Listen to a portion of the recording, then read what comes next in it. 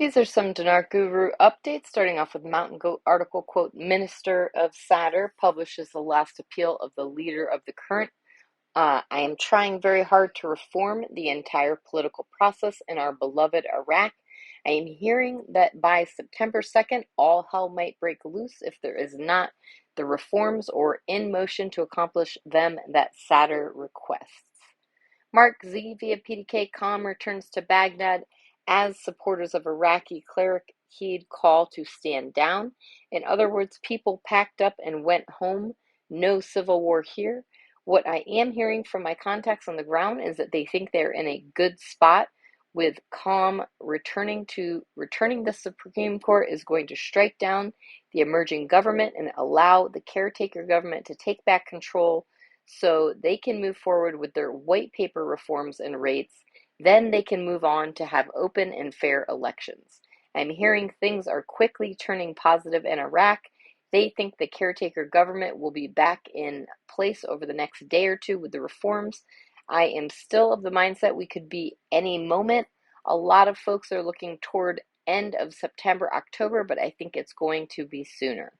Sandy Ingram, good news. Al Sadr is reportedly on hunger strike until the fighting ends. After this next statement by Sadr, the green zone was empty within moments. I still believe that my supporters are disciplined and obedient, and if in the next 60 minutes they do not withdraw as well from Parliament, then I will abandon these supporters. Nader from the Mideast says a lot of people saying what's happening. It's because the people of Iraq want their rate to change. 90% of the people in Iraq doesn't know anything about the change of the dinar. All they want is to have some money. They don't care about anything because it doesn't matter if I have 10 million dinars or 50 million dinar. They matter for you guys over there, but not for us. Caparoni says many political blocs are trying to maintain calm in Iraq, but it is extremely fragile at this time.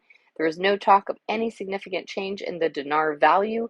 If anything is being discussed, it is forming a government, getting back to work, Parliament passing laws, and creating an environment for foreign investment in the economy. Frank 26, it got violent, but the moment Saleh put his hand up, what happened? Everybody paid attention. People are now turning to Saleh, their religious leader. He is not going anywhere. He's never leaving. He's never going to retire. He's always going to be there. Mark Z via PDK, I have been told from folks on the streets of Iraq just a couple hours ago that things are very peaceful there and the caretaker government is stepping up to the plate. They are feeling very confident that we are close. It appears they are moving forward again now. Of course, we don't know the exact timing, but the news reports from over there have been awesome after that 36 hours of unrest where Iraq citizens voiced their concerns over political gridlock. Paulette says, in my opinion, the last thing we want is the UN to take action and place Iraq back under sanctions. The last thing the globalists want right now is for Iraq to RI. That would shut off their main gravy train country. Walking Stick via Frank 26, Iraq Bank gentleman in U.S. Banks update. In my opinion, these two gentlemen are extremely busy in the state that they are in, previously reported as Michigan. The banks that they have been put in responsibility over are slated to be open by the end of September into the first week of October. They are training the staff at these banks. That training should end by the end of September using the new small category notes. Bruce via Wiser Now, what we're hearing, and this came directly from our sources in Iraq, that the Iraqi dinar rates should be out tomorrow, possibly seen here as early as Wednesday.